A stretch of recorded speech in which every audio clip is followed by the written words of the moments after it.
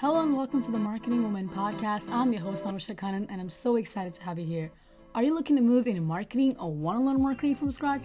We discuss all things marketing, analytics, business, personal branding, and much more in a way any layman can understand. If you're new here, make sure to follow along and get on that email list by visiting anushakhannan.com/email list.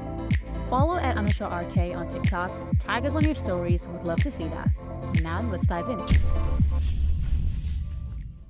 Welcome back to the Marketing Woman podcast. This is part 2 of the 2-part series. If you haven't watched part 1, please go ahead and watch part 1 because it is connected and it's going to be so insightful. I would 100% recommend that you watch part 1 before you watch part 2. Part 1 was focused on customer marketing and part 2 is going to be focused on what it's like to work in marketing as a woman. And we're going to talk about burnout. We're going to talk about mentorship, networking, and a lot of other things. Here's a quick little recap of what we covered in part 1. A lot of companies invest into customer marketing to improve their customer retention. Nobody's saying anything good. So customer advocacy is a way to build credibility. Freshworks, that was still in their building stage of everybody's minds right now with hackers. So pissed I wouldn't buy from them. And I'd be so mad finding out who gave them my personal data, hurting their customer data in the long run. And that's something really important to them. So it's getting harder and harder. So in part 1, we talked about customer marketing. What is customer marketing? The importance of it, why it is so important for revenue generation, how can we have beneficial partnerships, etc. And we jumped into segment 2. This was segment 1. We jumped into segment 2 and talked about campaign tracking, where we talked about why it is so important to track campaigns, what are the tools that you can use, what are the challenges that one may encounter when they're tracking their campaigns. And obviously with campaigns being a conversation, we jumped into data privacy and ethics because, come on, we live in a world where people are opting in, opting out. Are you accepting cookies? Are you not accepting cookies? And we talked about this in the data privacy ethics episode as well. If you haven't listened to that, go ahead and listen to that because I covered a lot of basic data privacy and ethical concepts there. That was such an amazing insight into what actually happens when you're working in marketing, because concepts are amazing, but when you hear from someone that's actually working in the industry and doing this, working on these topics on a day-to-day basis, it's amazing to hear from them. So I would definitely recommend going to part 1 and listening to that before you jump into part 2. In part 2, we are going to talk about 2 things, and I'll have a bonus at the end of the episode where we're going to talk about women in marketing. What it's like to be a woman in marketing. Are you treated differently? Because I've had questions and I am about to get them clarified. Segment 2 is burnout in the corporate world. So do people burn out, especially in marketing? People do burn out in general, but we're going to talk about, do people burn out in marketing? If yes, how do we handle that and balancing? And at the end of the episode, we have a bonus section where I will be asking her a bunch of questions in one, and I'm going to ask her a couple different things that entry-level marketers can benefit from. So I really hope you like part 2. Now let's jump in and go into part 2. So part 2 is going to be split up into 2 parts, segment 1 and segment 2. And I love this because obviously the marketing woman, and I want to know, as a woman in marketing, what has been your biggest challenge and how did you overcome it? So silly because a woman I just met in my new company, because I just started a new role, she said this exact phrase to me, and I just cracked up because it's exactly how I felt, especially working in technology. It's a predominantly male saturated industry. And sometimes you just feel like a little woman. They just look at you like you're some dumb little girl who has no idea what's going on. And I'm sitting and I'm talking to one of my new VPs, and I asked her, any advice? And she goes, don't let them treat you like a little woman. And it really stuck with me because that's how I felt for so long. Is you get into specific regions and specific, parts of your job where your opinions aren't welcome, and you might be right, but you're still just a little lady to some of these guys, and you have to hold your ground. And I've sat in on some pretty tough meetings where they've asked me the hard-hitting questions, and even when I'm right and I'm giving them facts and pulling numbers to it and trying to justify why we need to be doing something, they'll just look at you like you're some little lady. And then a guy says it and they're like, that's revolutionary. That's incredible. And it's defeating. It's horrible. But you just have to keep pushing on and know that the more you push on and continue fighting for what you know is right and you're good at your job, it's going to be a lot easier for women down the road. And I'm hoping I'm doing it justice and women are coming into the tech world and saying, this is a little bit easier because somebody paved the way for me. Like I have with so many of my mentors who are 20 to 30 years older than me, it was harder for them. So yeah, bias is still there. So just, it's hard, but just keep pushing on. absolutely. I mean, talking about mentors, is there any mentorship experience that has shaped you into being this person in your career? She's going to get so, actually, I've had a lot of really good mentors, but one specifically, she was my mentor at Dell, still lifelong friend. Her name is Marisol. She's going to get so mad if she watches this and hears me bring up her voice because she doesn't love the attention, but she was tough on me. Damn, that woman. Because she loved me and because our relationship was authentic, that I could call and talk to her for hours about anything. We would talk about family. We would talk about challenges at work. I would call and tell her about horrible things that happened to me on customer marketing shoots. And even after I had left the company, I had left Dell, she's still there and we still talk all the time. And she was, my first reference call if I ever need a new job. But the one thing she did was she didn't treat me like a kid, even though I started working at Dell when I was 19 as a baby. I left when I was like mid-20s. No matter what, she would say, tough up, you can do it. Or I'm going to let you conduct this interview and I'm going to sit back and tell you what you're doing wrong. And she was never easy on me, but she was always fair. And I knew that she loved me. And it was great. And I've had a lot of mentors that have had similar attributes. And now I only take mentors if they're tough on me because now I can handle it, but I know that it's going to be for the better.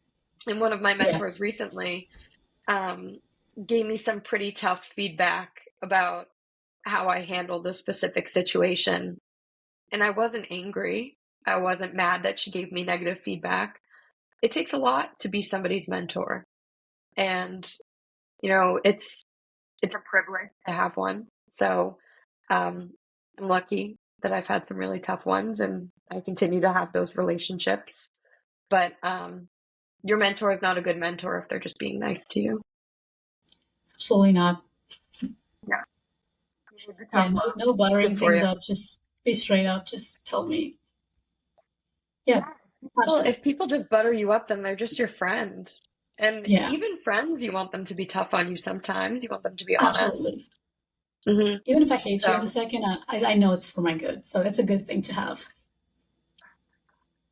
The amount of times I've looked at mentors and been like, you're crazy, you're wrong. And then at the end of the day, so gotta give them some grace and take it to the chest and let it roll off. Yeah, absolutely. Yeah. I mean, working in corporate it is stressful, but how would you say that we can recognize signs of burnout in marketing roles, especially?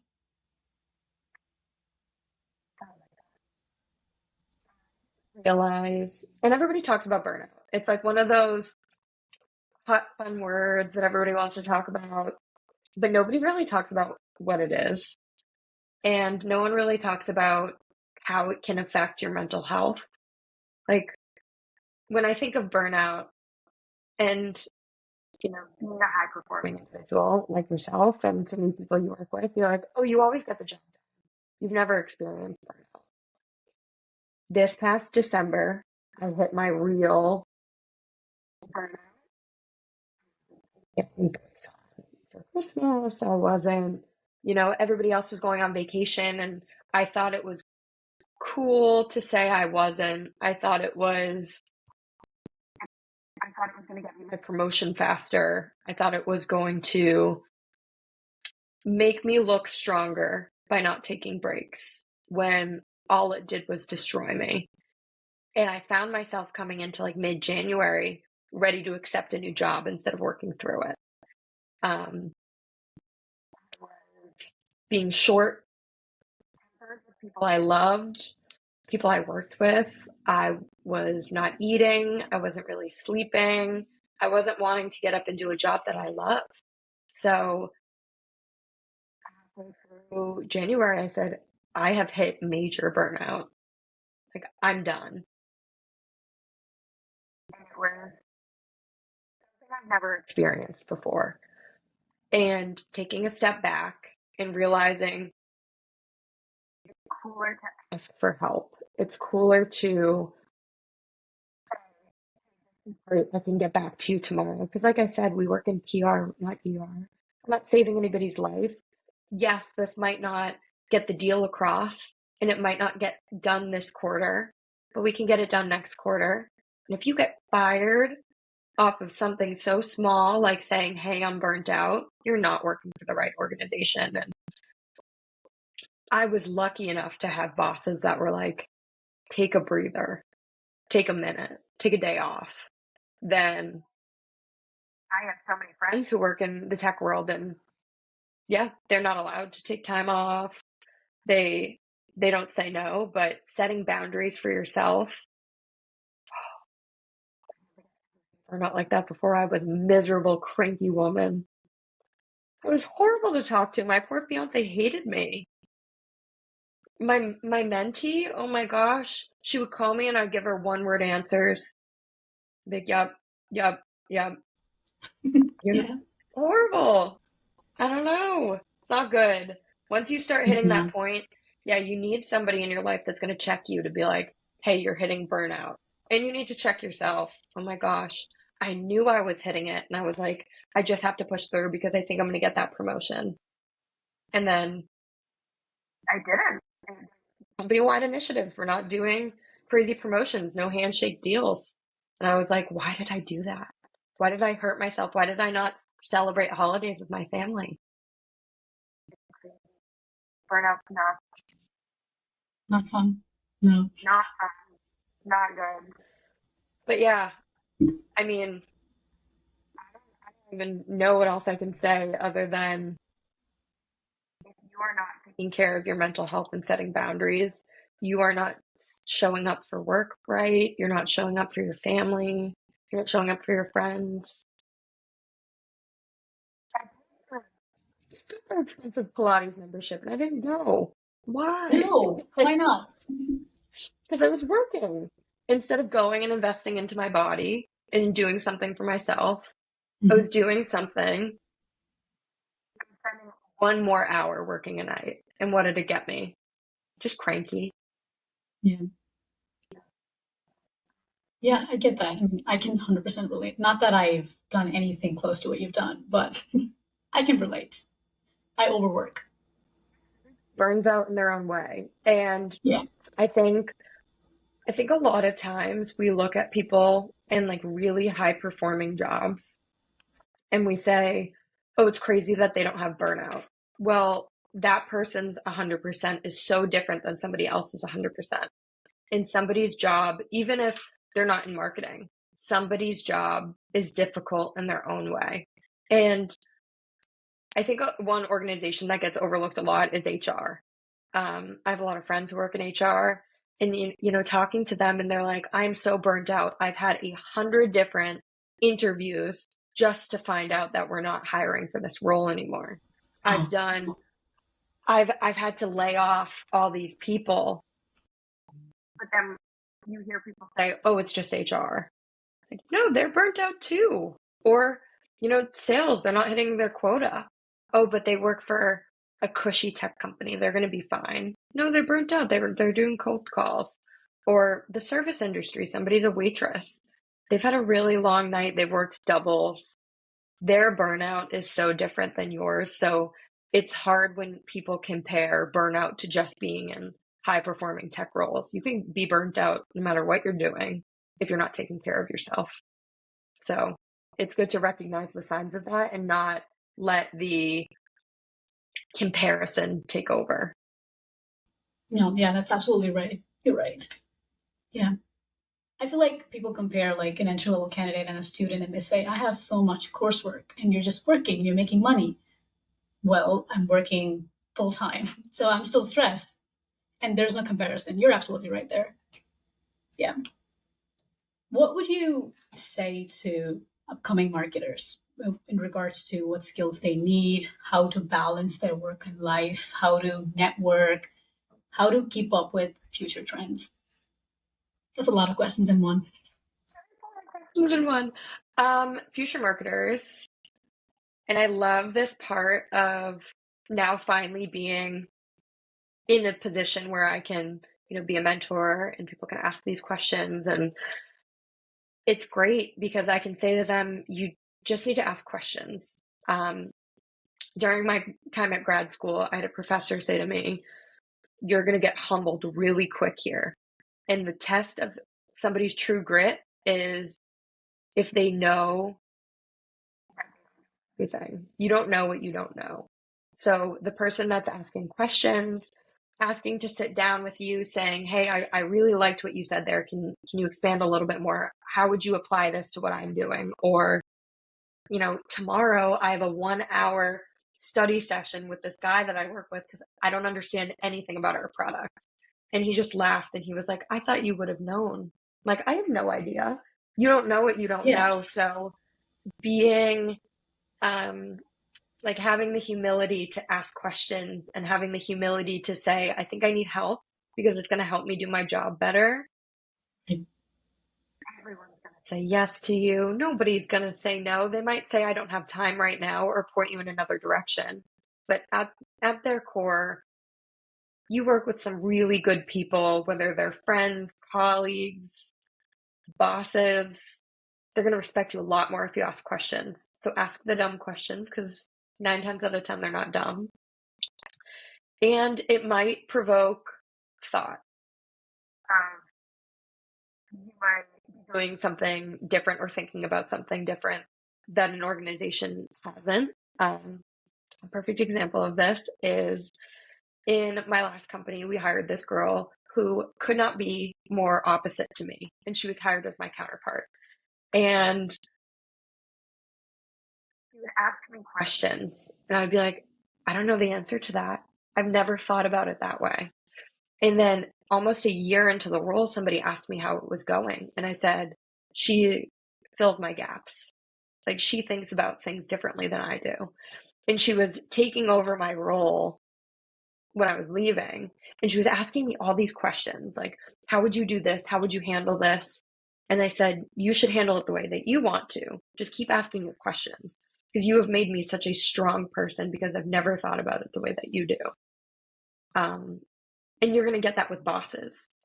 I have a boss that he's more on the product side now and doesn't really get a lot of like the marketing fluff that I talk about. But when I sit down and break it down to him, he's like, I get it. I love it. Do it.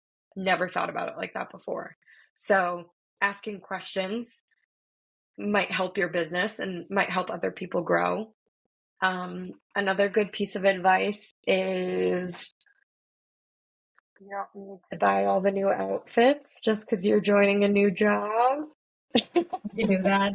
Did you do that? I do it for every job. Same. Because you think that you're supposed to like fit this mold and dress a certain way. I'm like, okay. Like when I first started working at Dell, I thought I needed to wear only blazers. I'm like, I have to wear a blazer every day. And I showed up to the office and everyone's in t-shirts and really I did the same sneakers. Crazy, right? And then you blow all your money. Yeah. I did the same thing. Absolutely. Can relate. So I guess that like fits into asking questions. Like find a lady that you work with and be like, what do you wear to work? And right. But I've had people tell me that this is great. You dress like none of us. And I love how you're coming so dressed up to work. I'm like, maybe this is good. Yeah, I have had people be like, I love the way you dress. And I do dress differently than other people. But Why do you think I came up to you? I'm just kidding. yeah. The moral of it is don't try to fit the mold by being something that you're not. Be yourself. Don't go out and buy all the new outfits just to like fit into this role that you think it is at a job. Dress appropriately and dress how you want to look. You like the way you look. You know what you look good in. Dress like that. Don't like I bought fake glasses at one point because I thought it was going to make me look smart when I was 19 Smarter. at my first internship. So dumb. Why did I do that? I don't wear glasses. So, Wow. Yeah. yeah, don't try to fit some mold that you're not. Just be yourself. You got hired for the role for a specific reason. You bring so many skills to the table. Don't try to fit in. Yeah. All right. What was the last part of that question? Skills and how can people keep up with what's coming up?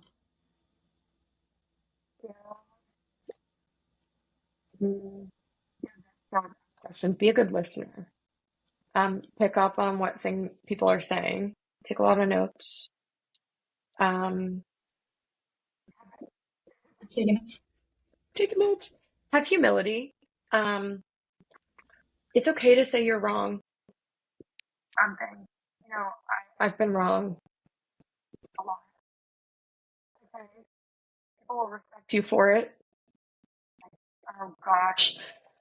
I made this horrible mistake in my last job. And granted, my boss at my last company was the best, nicest woman I've ever worked for in my life. And I didn't know how to tell her that I forgot to put in a PO for a really large invoice for an entire quarter. We had an agency reaching out to us saying, Kyra, you owe us like $163,000. You haven't paid us.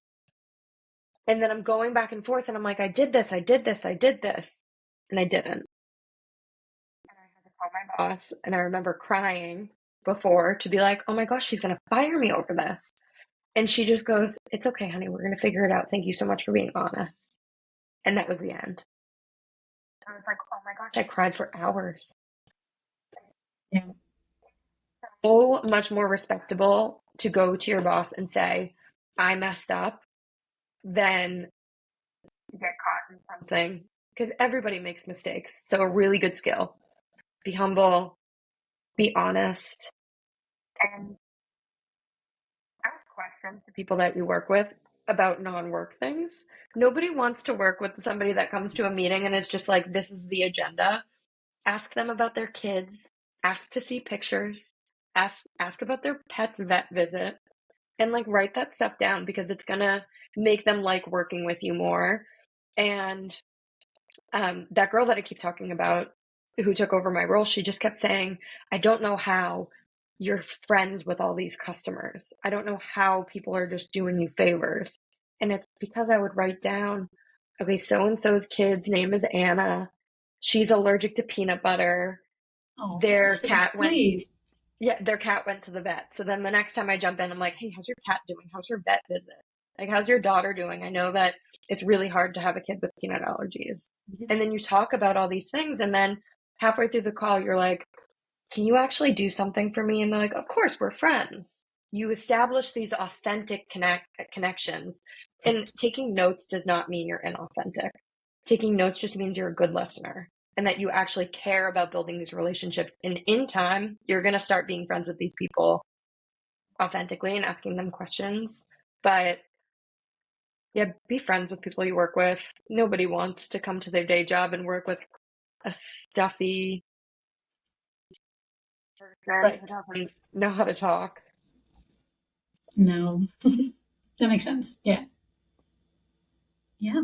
I loved that. I think a lot of the things that I need to work on, I'm going to take them and I'm going to write them down. I'm going to work on them. I'm going to report back to you. Yeah, you have my number. Yeah. Check. I think about you a lot, and I actually talk about you a lot to younger girls who I'm I shy. mentor. What did you say? I'm shy. What? You might think you're shy, but you're so not. And you came up to me at that conference and you said, I really liked your session. Can we sit and talk about this? And me and you sat for like 30 minutes and we just chatted, and I got to know you and learned about what you were doing after school, and we've kept in touch. And, now I'm speaking on your podcast. That is exactly what I just said. You've built an authentic connection, and now we're doing something work related to each other because it's fun to work with people that you know. It's all because of your dress. Just letting you know. It's all because of that. I love that outfit. Oh, thank you. I don't even know what I was wearing, but it's all because I know what you were wearing. I remember it. I didn't buy outfits that I thought I should based on the company I was working for. I think it worked very well because I looked at you and I was like, I'm going to go talk to her. I'm so scared, but I'm going to go talk to her. Yeah.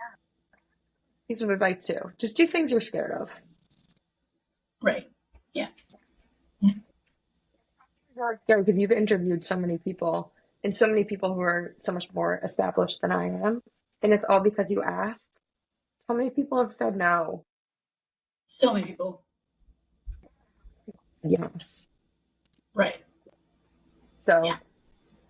Mm-hmm. Yeah. Mm-hmm. Yeah, I think a lot of people do misunderstand and think, oh, everything just works out. But no, behind the scenes, there are a lot of people that get no as a response, and that's fine.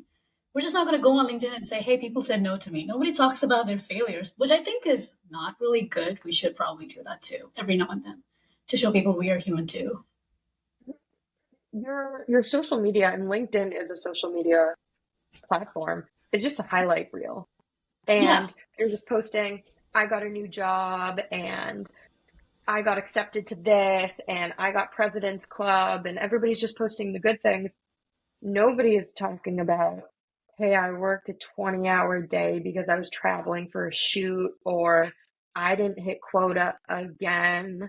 Nobody's talking about the bad things. They're just talking about all the good stuff. So I do think that's a really big disconnect on LinkedIn, especially. And comparison is the thief of joy. If you sit and compare yourself to so many people and say, I'm not in this position, I'm not happy.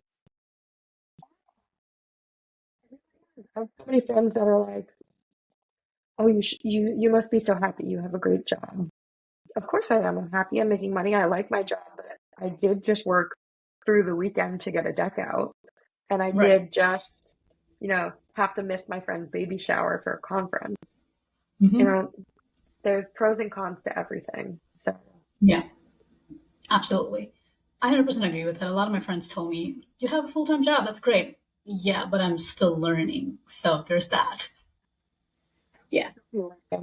I have, really good, connections with executives that will frequently say, I had a really big learning experience. Like I got humbled really quick because I didn't agree with something and something was wrong. And I was humbled and I asked questions and I got put down. It's still happening with women well into their 50s. So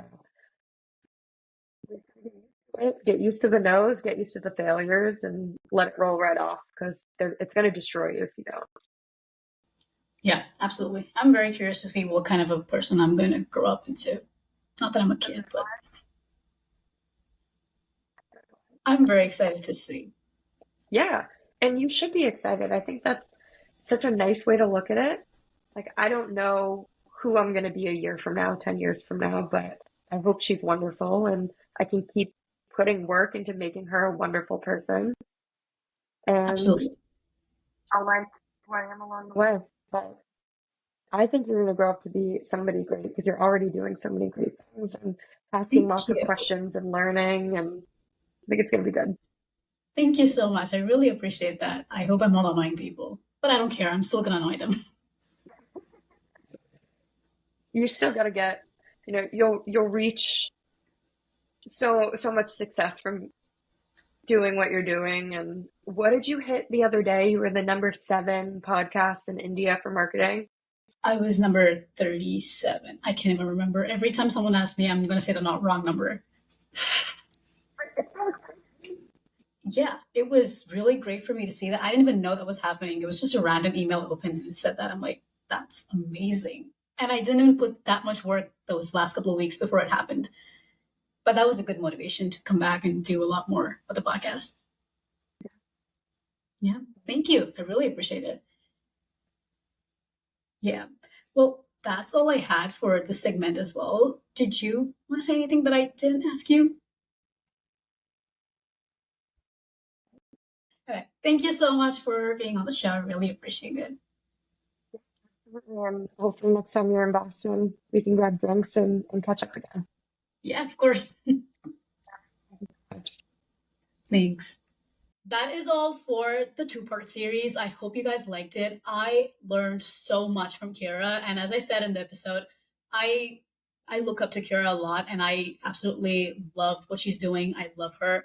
She's amazing, and please go and follow her on LinkedIn. I have all the links to everything in the description, so please go ahead and check it out. And let me know what you think about these episodes. You can chat me. There's a chat icon on my website, anushakanan.com.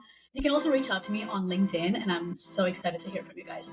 But that is all for today, and I will see you in the next episode. Peace.